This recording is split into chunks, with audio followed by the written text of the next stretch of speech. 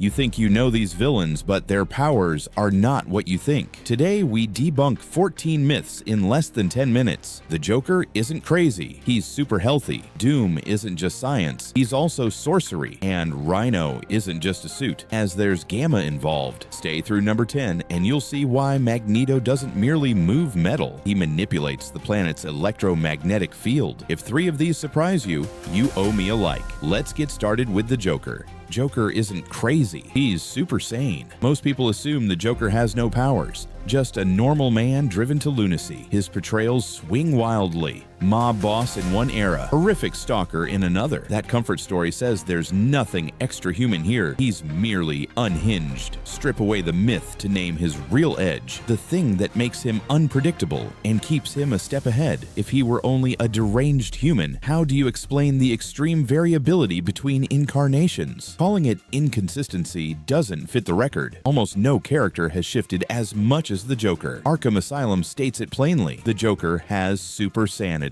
He lacks a fixed personality and chooses a new one each day, inhabiting whatever identity suits the moment. This reframes everything. The contradictions aren't errors, they're the mechanism. Super sanity explains his brand of bonkers and the massive discrepancies across versions. He edits himself to fit the story he intends to tell, turning identity into a weapon rather than a weakness. If the Joker's advantage is a mind that rewrites itself, what happens when a villain's power comes from Mystique training since childhood, a legacy shaped by his mother and refined under Morgan Le Fay? Dr. Doom, trained sorcerer, not a space accident. A popular shortcut says Victor Von Doom became Doom on the Fantastic Four's space mission. Powers and scarring born of that event. That misconception, amplified by the 2005 film, still lingers. Name the true engine of Doom's power, so we stop reading him as a lucky accident and start reading him as design. If Doom were merely a brilliant man warped by a mishap, why does his will feel initiated rather than improvised? The movie version is neat, the record is different. Doom's path is apprenticeship, not happenstance. He studied the mystic art since childhood. His mother was a sorcerer who taught him early. He later trained under Morgan Le Fay. His famous scars came while opening a portal into hell to rescue his mother from Mephisto's clutches, not from cosmic debris in space. Read Doom properly, and the mask clarifies. He is Latveria's genius ruler and a formally trained sorcerer whose mission predates the Fantastic Four. The threat isn't just armor and intellect, it's a disciplined education in arcane power, welded to scientific mastery. That is why he fights like a strategist with a lineage, not a victim of circumstance. If Doom's edge is sorcery plus method, what happens when brute force you dismissed as just a costume is actually Gamma-born power, amplified by a high-tech suit? Next, the Rhino you didn't expect. Rhino. Gamma-born power, not just a costume. Rhino is often filed under big guy in a silly suit, a brute who plays dress-up like a zoo animal. He's famous, but his origin is fuzzier to the public than Doc Ock or the Green Goblin. Identify what truly fuels his strength, so we stop mistaking wardrobe for power and read the threat correctly. If he were only a bulky criminal inside heavy armor, why does his resilience and force scale far beyond what a costume alone should deliver? The "it's just a horned outfit" myth can't account for how hard he hits or how hard he is to hurt. Rhino's body was altered by gamma experimentation, the same class of energy that created the Hulk. The suit isn't a novelty. It's a sophisticated exosuit layered atop gamma-augmented physiology, boosting strength and making him markedly more impervious to damage. Red, power first, costume second. You don't defeat Rhino by treating him as a thug in cosplay. You plan for a foe whose baseline is gamma-hardened and whose armor compounds that edge. That reframing explains his staying power against Spider-Man and why take off the suit isn't a solution. The danger doesn't vanish with the zipper. If brute force hides a gamma core, what happens when a villain's power is subtler and far scarier? Like the ability to reshape his own molecules and then strap on celestial armor. Next, Apocalypse. Apocalypse. Self-molecular manipulation plus stolen celestial armor. Apocalypse is often treated like a grab bag of vague ancient mutant powers, immortal, catastrophic, somehow destined to bring endings. But ask plainly, what does he actually do? And most answers blur. Define the single inherent ability that explains every feat attributed to him. and why his gear makes that ability exponentially worse for anyone in his way. If Apocalypse were just a many-talented mutant by birth, his powers would read like a list. Instead, the record points to a core mechanism that produces the list on demand. Misreading that core is why his capabilities seem inconsistent. His only intrinsic power is self-molecular manipulation. He can alter his own molecular structure, regenerate from damage, and reconfigure his form as needed. On top of that, he wears celestial armor he stole, which supercharges him, granting celestial energy projection and physical might high enough to stand toe-to-toe with the Hulk. The variety you see isn't a scattershot power set. It's one engine modifying itself, then amplifying through alien tech. Read Apocalypse correctly, and the chaos organizes. He's not a mutant with many powers. He's a shaper of his own matter, wearing a celestial amplifier. Strategy against him starts with that premise, or it doesn't start at all. If Apocalypse's edge is rewriting himself, what happens when a villain taps into a force that connects all plant life? Next, Poison Ivy and the Green. Poison Ivy, not plant control, but a conduit to the green. Most people file Ivy under psychic plant control. She makes vines grow, kisses poison, and sways men with pheromones. It sounds straightforward and smaller than it is. Name the true source of her power so we read her scale correctly, not as a local gardener with tricks, but as something elemental. If her edge were only a mind-to-plant link, why does her influence feel wider than any single forest or lab? The tidy version shrinks the threat and misses the network she actually taps. Ivy's abilities flow from the green, the elemental force that connects all plant life. A rare few, Ivy, Swamp Thing, can connect to the green and, through it, communicate with and command plant life. This isn't a neighborhood trick.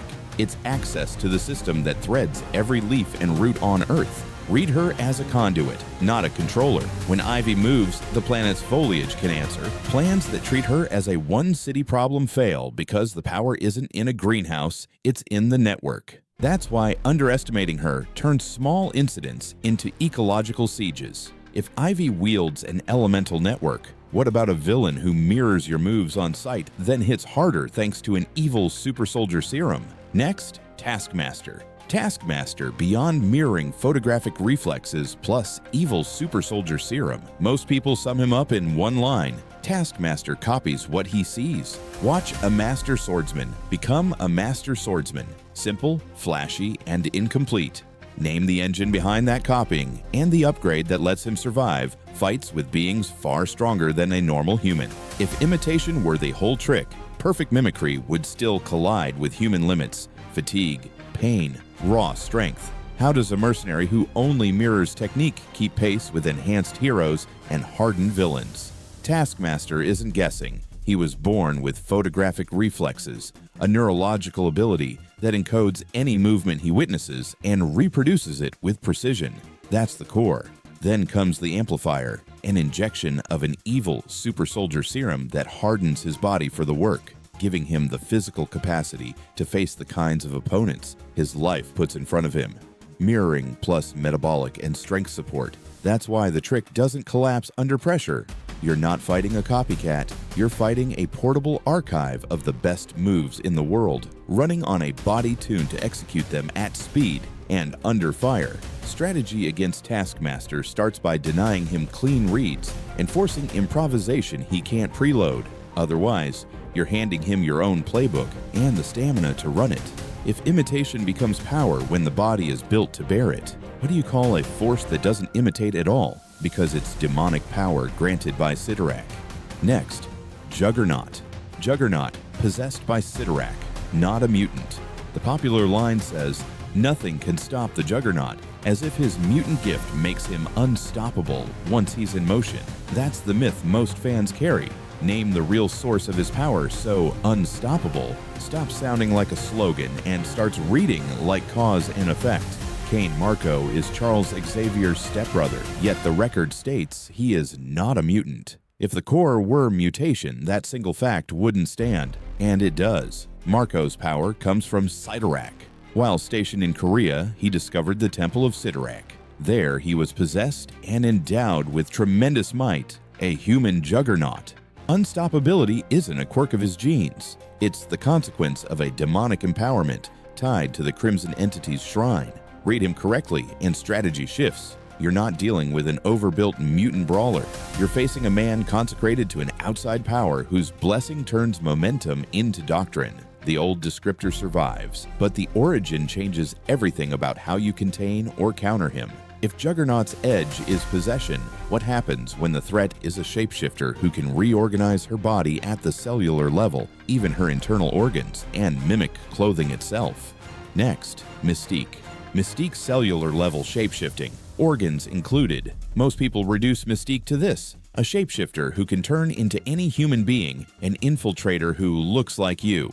That surface summary, repeated across comics, TV, and films, feels complete because it's simple. It isn't. Name what her power actually does so we stop treating her gift as skin-deep disguise and start reading it as total bodily authorship. If the trick were only imitation of faces and frames, a careful eye or a biometric lock should catch her. Yet they don't, because the change isn't a mask, it's matter. Mystique's mutation lets her alter her body on a cellular level. She can mimic humanoid or semi-humanoid appearances and their clothing. Yes, she is naked at all times, shaping her flesh to resemble fabric. Beyond imitation, she can manipulate her own body without changing who she appears to be, shifting internal organs out of harm's way or even growing extra limbs when needed. The disguise is anatomy rewritten in real time. Mystique isn't a costume artist, she's a body engineer. Detection strategies fail because there's no stable baseline to measure. She can pass security, evade lethal strikes, and weaponize biology without announcing a new face. Treat her as a moving blueprint, not a mask, or you'll always be a step behind. If her threat is all form, all the time, what happens when the next villain's danger hides under a suit? And that bulk is sheer muscle. Next, Kingpin. Kingpin is almost all muscle, not just fat in a suit. Wilson Fisk is often dismissed as a crime boss who lets others do the dirty work, so overweight jokes follow him everywhere. That reading survives because of his size and his role. Name what his body actually is so we stop confusing appearance with ability. If he were merely out of shape, how does he trade punches with elite street-level heroes and survive? A soft frame shouldn't deliver that kind of punishment or durability. Kingpin carries only 9 pounds of fat. The rest of his mass is pure muscle. That composition grants him basically superhuman strength. He can go fist to fist with Daredevil and even fight Spider-Man head-on. In one encounter, he swung a 1,500-pound dumbbell around the room as a weapon.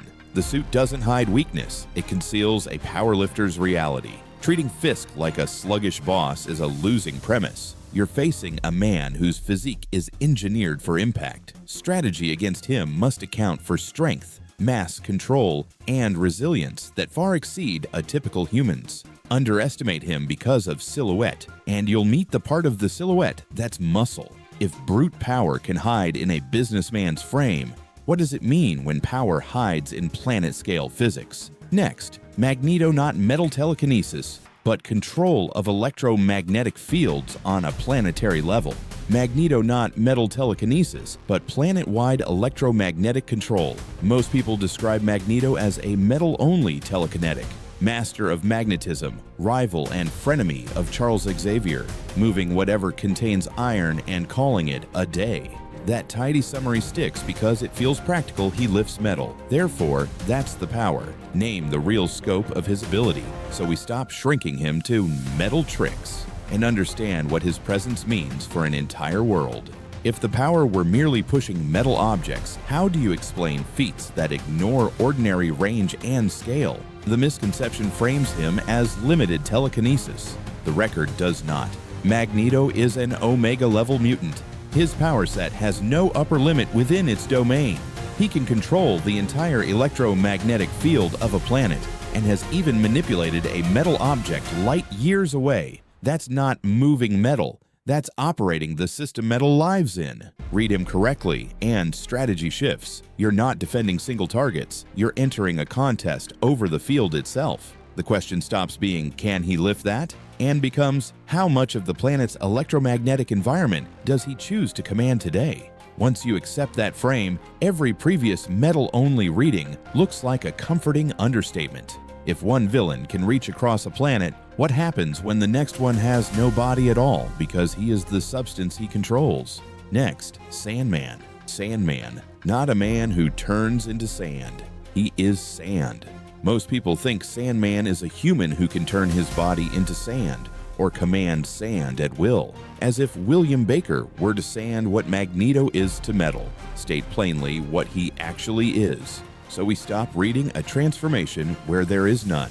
If he were still a man becoming sand, you'd expect a stable human baseline underneath the grit, a body to revert to, a true form to target. That picture doesn't match the record. Sandman's physical body is dead and gone. He is literally animated sand.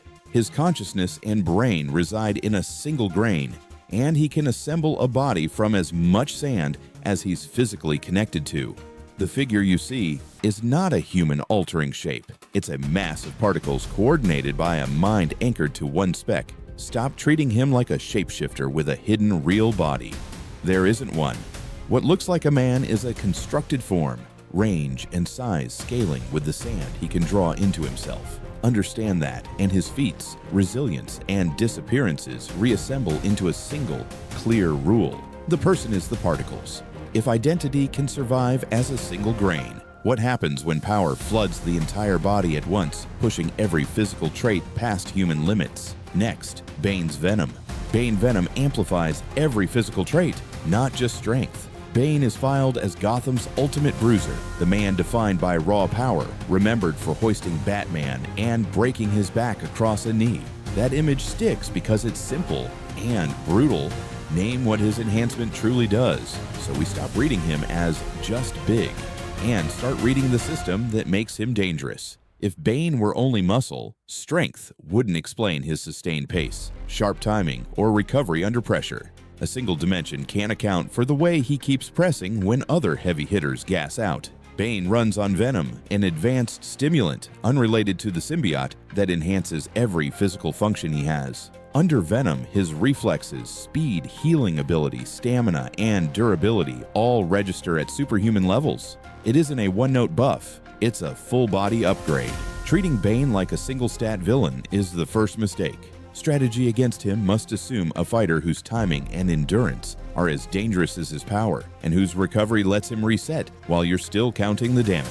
The spine break wasn't just force, it was force delivered by a body whose every metric was turned up at once. If Bane's edge is a drug that upgrades the body, what happens when a living suit steals its best tricks from a hero's DNA and keeps them?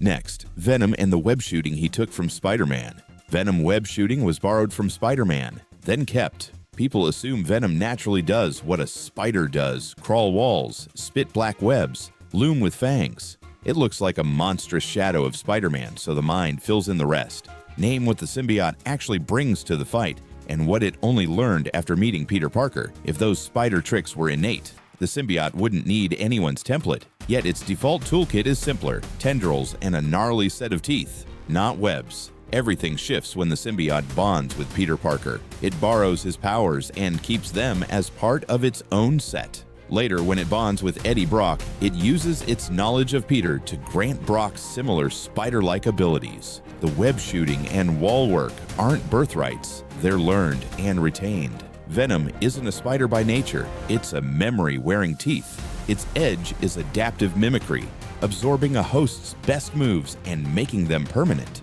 That's why fighting Venom feels like fighting Spider-Man's history. You're facing powers the symbiote took and kept, layered over its own predatory form. If a living suit can retain a hero's gifts, what happens when a villain manufactures his powers, swallowing a formula that stacks strength, speed, agility, reflexes, durability, and healing in one dose? Next, Green Goblin. Green Goblin is more than gadgets. The Goblin formula made him superhuman. Green Goblin is often reduced to a deranged genius on a glider. Pumpkin bombs, razor bats, cackling chaos. The gadgets are loud, so the myth sticks. State what truly powers Norman Osborn, so we stop mistaking props for the core of his threat. If the arsenal were the main event, removing the gear would collapse the danger. Yet the record points to a transformation that survives without any gadget at all. Osborn created the Goblin formula to rival Captain America's super soldier serum. Taking it didn't merely unhinge his mind, it successfully mimicked Roger's physical augmentations. As a result, Norman possesses enhanced strength, speed, agility, reflexes, and durability, plus a healing factor. The glider and bombs are extensions. The engine is biochemical. Read him correctly, and the silhouette sharpens. You're not facing a madman propped up by tech. You're facing a superhuman who then wields tech. Strategy that targets toys misses the point. You must plan for a foe whose baseline body is already boosted on every axis, then amplified by weaponry of his own design. That's why the Goblin keeps coming back from injuries, and why his attacks combine brutality with terrifying speed. The formula made the man. The gadgets just stage the show. You've seen behind the masks: mind, magic, muscle, molecule, network, memory, possession, biology, field, and formula. Ready for the final synthesis, what these myths taught you to miss, and how to never be fooled by a power set again? We've walked the maze where popular belief meets the record. Supervillain powers are widely misunderstood, and decades of stories often contradict each other. No wonder the myths stick. Leave with a clear lens so you're never fooled by a power set again, so the next rumor feels thin before it reaches your screen. Surface readings compress the truth. Gadgets overshadow biochemistry, Green Goblin. Labels hide mechanisms, Apocalypse. And headlines shrink scale, Magneto.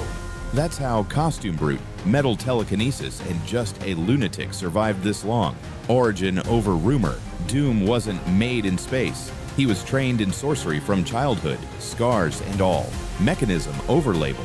Apocalypse isn't many powers. He alters his own molecules, then amplifies with celestial armor. Scope over spectacle. Magneto doesn't move metal. He operates planetary electromagnetic fields. Read function, not folklore. Joker's inconsistency resolves as super sanity, daily self-recasting. Rhino isn't a costume, he's Gamma plus exosuit. Sandman isn't transforming, he is sand. Venom didn't start with webs, it kept Peters. Now you can map the power beneath the myth, and you'll spot the next misconception before it spreads. One last binary choose and defend it in the comments. Comic fidelity or cinematic freedom, which should win when they clash?